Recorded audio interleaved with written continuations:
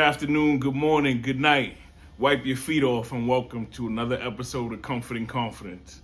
I'm username Rome, RHOME 1481. And you know why I say username, because we always on our phones, always on the screen, always on the television or something. So, back with another episode. Man, I had a little technical difficulty last week, but we back. We bike. Lovely weather that we have in NYC. Once it hits 70, 75 degrees in New York, especially in the Bronx, everybody hitting that city island, Seafood City, Tony's, Johnny's, Sammy's, all the hot spots. Shout out to everybody that's been, just enjoying the weather and having a good time, man. Like, trying to stay out of trouble. Shout out to the mayor. That first wave of snow was trash. It stuck around for like a month. But that second wave of snow, he did his thing, hiring people off the street, giving them $30 an hour to shovel the snow, get it up out of here. They did day 1, 2. You feel me? But we back, man. Like, I had a good week. Been enjoying the good weather, trying to stay focused. It's been helping me get my mental right. I deal with seasonal depression, so that getting dark at 4:30 is trash. By the time you get out of work, it's already dark outside. When you leave in the morning, the sun is just now coming up, so it's really trash for the everyday New Yorker. Well, let's get into the show, man. What we try to do first. Try to give you a little education. Try to let the people get their vocabulary up. And so we start with, what does that even mean? And the word for this week is fathom. This is a word that I use a lot when I'm talking to people, especially when they do something that's unprecedented to me.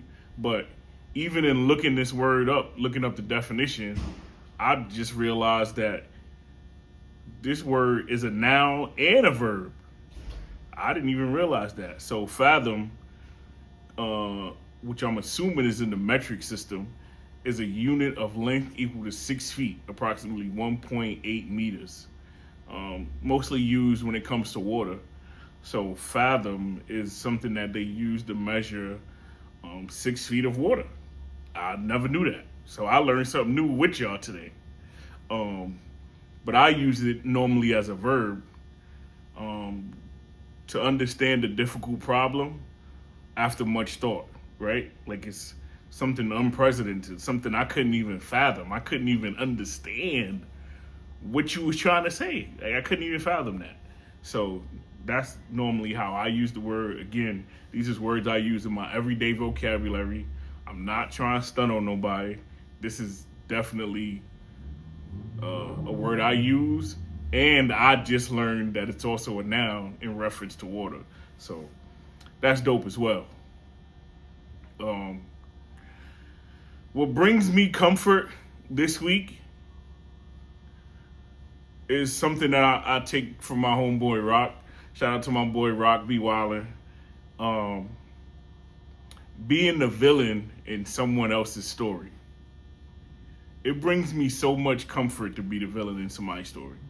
Like, I don't really care about what you feel like the story is, or how you feel like the story progressed, or whatever it is. I'm willing to take it. Like, if you felt like me and you fell out because of something that I did, then yeah, it's my fault. It's always my fault. I'm always going to tell you it's my fault, even when I don't really feel that way, because you decide not to be introspective. You decide not to realize the things and where you could have possibly went wrong. Now, I'm not saying that there's people that have stories about me that I may truly be the villain in. Like, I've been an asshole before. I've been a jerk. I've been whatever you want to call me. But there's also stories where I'm not being a jerk. I'm not being an asshole. Or I'm treating you how you treat me. And in that, you feel some kind of level of what's the word I'm looking for? I'm getting old, y'all. Entitlement. You feel some level of entitlement for me to supposed to treat you a certain way, whether it's because you're pretty or you. It's normally because you're pretty or a certain gender, or maybe the people that's around you just treat you like, quote unquote, your shit don't stink. But hey, I'm willing to be the villain. Like if you feel like to help you sleep at night, you gotta let your story be known and let everybody know that I was a fucked up and I was fucked up because I did this or I did that. Then so what? Hey, so what? I'm here. It's my fault. Yeah, whatever. And what I'm confident about this week, I'm really confident about the experiences I bring in dealing with the opposite sex, right? I'm fun. Like, there's no other way to say it, right? Like, I'm just a really fun person. And I feel like because I'm not a monolith, because I'm not just one thing, because I'm not just hood, or because I'm not just articulate, or because I'm not just a sports guy, or I'm not just a party guy, right? Like, I appreciate art. Like, I appreciate the simple things. I appreciate the large things on a grand scale. No matter what your experience is with me, you're gonna have fun. So even in being the villain in somebody's story, just make sure you convey in your story that you have fun. Like, yeah, it might have been toxic, but it was fun, right? Like, that's what the kids be saying. Yeah, I'm toxic, but I'm fun.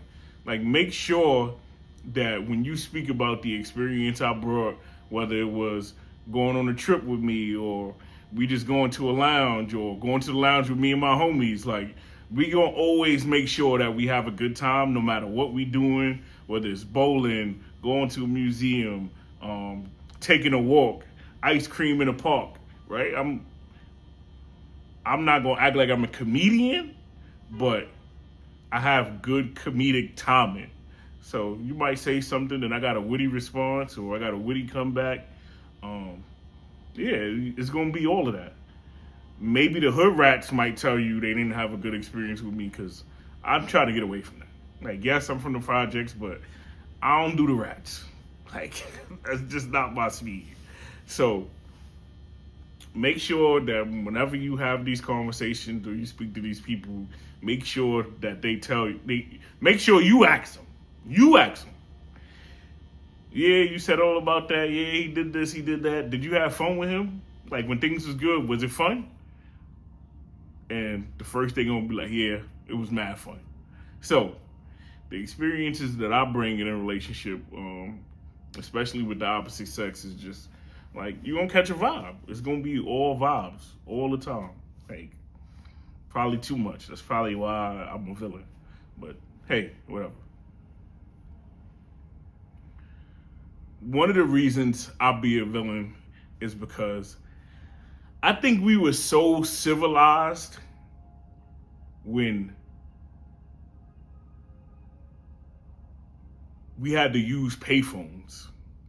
Like, back when we had to use the payphone, like back when you couldn't get a hold of nobody or somebody, or you had a beeper, or even as a teenager, right? What the kids say, as a jit, I was running around with a prepaid cell phone. Especially in the Bronx, we all had the prepaid voice stream two-way joints. Like, we had the prepaid joint. So once my minutes ran out, you couldn't reach me.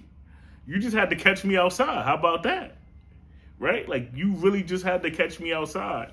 And so I think we were just a much more civilized people back then, because now it's locations on the phone and you could know where somebody is at every single minute of the day. Like, what happened to just plain old missing somebody? Like, you don't even get a chance to miss people no more. That's probably why people take these relationships for granted. Like, whenever you feel like you miss somebody, you could just pick up the phone and FaceTime them and see their face. Like, nah, let's get back to the days where, yo, I'm outside. I hit you when I get back in the house. Cord on the phone, long cord on the phone that go from the kitchen to the bedroom. Like, we were just so much more of a civilized people back then. Like, it was just so much better vibes. And so I think, especially in my intimate relationships, I appreciate not having contact with somebody 24/7. Like, even if I might text you and you don't get back to me right away, or you get back to me the next day, like, that's cool. Like, people have lives. Things be going on. You could have been probably in the middle of texting me back and somebody called you, or you could have been in the middle of texting me back and had an emergency. Like, I'm not the person that feel like, I hit you, so you better hit me back. Like, if I text you, what's the little memes? If I text you at 8 o'clock, you should reply at 7:59. Like, bro, it's silly. It's silly. It's entitlement, really, to think you entitled to somebody's time whenever you feel like you entitled to their time. Like, no, you should be able to, like, move accordingly, right? Like, and this has been a problem. This has been a problem in some of the intimate relationships that I've had, because it's, especially living with somebody, it's the feeling of like, hey, before I left, I ran down my whole day to you. I let you know everything I'm gonna be doing, and you still having the entitlement, the feeling of like, oh, you ain't even check in with me, or you didn't even, like, no, I was busy. Like, I was doing the things that I was busy doing. Maybe you should find some hobbies and find a way to keep yourself busy when I'm not around. See, and that's one of the things that be having me called the villain in somebody's story, because, bro, I'm not sitting up here trying to be under nobody all day, every day. I have things to do, one, that are important, and I have hobbies that I like to do on my own. Like, I like to do stuff alone.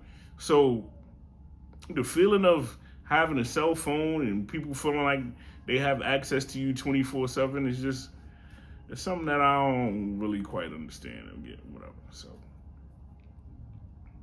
So I guess the theme of this episode is intimate relationships, right? And so while we at that, I know that I'm very picky with the women that I like to date or encounter.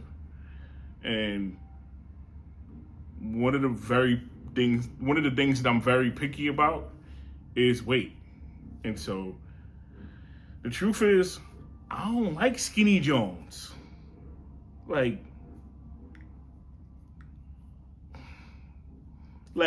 again, all women that come in all shapes and sizes are beautiful women.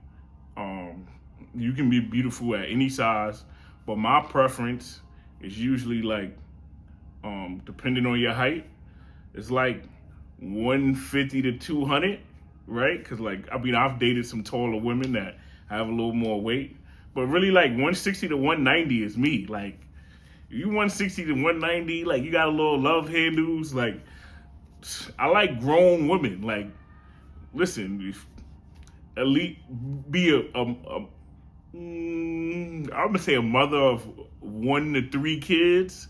That's usually my speed. Any more than that, more than likely the probability is you're out of shape or whatever the case is. But that's me. That's what I like. Like, I'm not sitting here saying you shouldn't like any other thing. I'm not sitting here telling other men that they shouldn't like skinnier women or they shouldn't like bigger women. I like my women thick. I like my women that 160 to 190.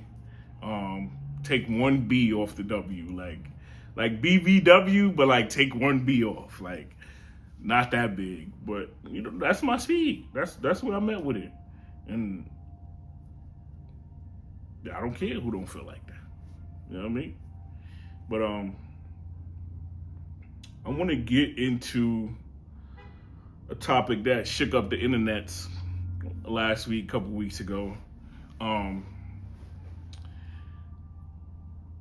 There's a very, I'm gonna say, famous in New York nightlife woman that shook up the internets Her name is Aisha Diaz, and she spoke about what it would take a man to provide in order to, in the words of Drake, put her somewhere where nobody can find her, right? Like to put her up, like to take care of her lifestyle. And she felt like what she needed was 40 to 50K.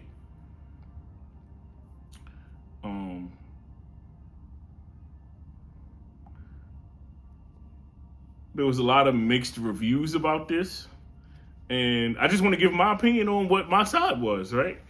Yeah, I'm jumping into the internets and I guess being messy, but I think for a woman like her, if that's the caliber of men that she's used to dealing with or she's used to encountering, or even if that's the money that she feels like she needs to be put away, then that's her preference, right?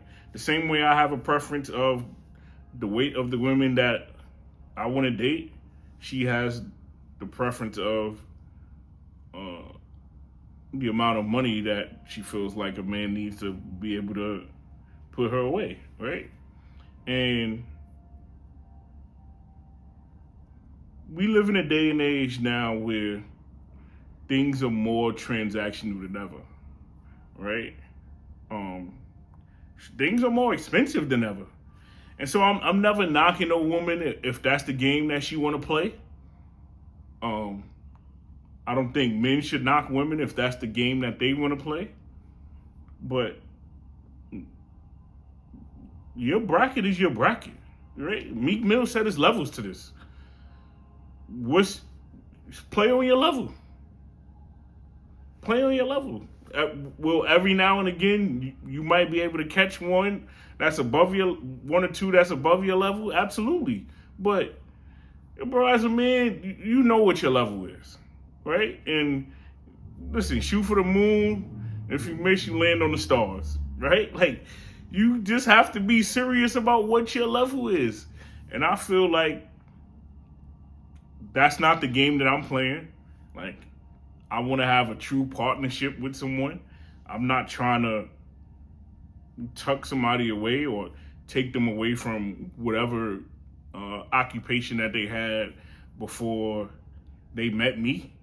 Like, that's just not the game that I'm playing. Maybe if I wasn't a father of two, then maybe, starting a family and creating a house of my own, I would want to do that or be able to do that. But no, I have other responsibilities. And I'm not at that level. Like, I ain't gonna sit here and pretend like I'm at that level. Talking about she need 40 or 50K a month.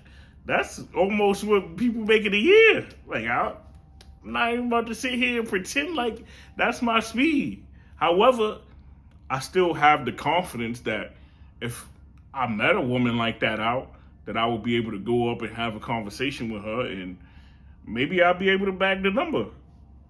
Hey, maybe I can't follow up. Maybe I don't have the follow up to play her game. So, and again, she said that's if you wanted to put her away. Most men, once they do meet a chick that work nightlife, they do try to take them out of nightlife. And bro, it's silly. It's silly. Like, what are you really trying to do? Like, this is how you met her. This is how she was getting her money before she met you. If you don't have the money to replace that money for her, how are you trying to take her out of the game or whatever? Like, yeah, maybe you can provide support for her to, like, go back to school or to do other things or whatever, but just taking her out the nightlife is not smart. Like, it's not smart. It's not something I would do personally. But if that's the game that you're trying to play, that's the game that you on. And so I say all that, man, to, like, just be comfortable and confident in what you bring to the table in an intimate relationship. And be aware of what it is, right? If you know you're a homebody and like, that's your thing, then find creative ways to be a homebody with your intimate partner. Whatever it is you like. If you know you like to go outside, take your partner with you outside. Turn up with them. Like, make sure you find somebody that like to turn up too. So, I think these are things that are just important for you to be comfortable, and confident about. I've been struggling with words all day. I don't know what's going on, but shout out to y'all. Again, you can follow me on Instagram, Twitter, TikTok, Twitch. It's Rome, RHOME 1481. That is my username all around. Thank you for listening to another episode of Comfort and Confidence. We gone.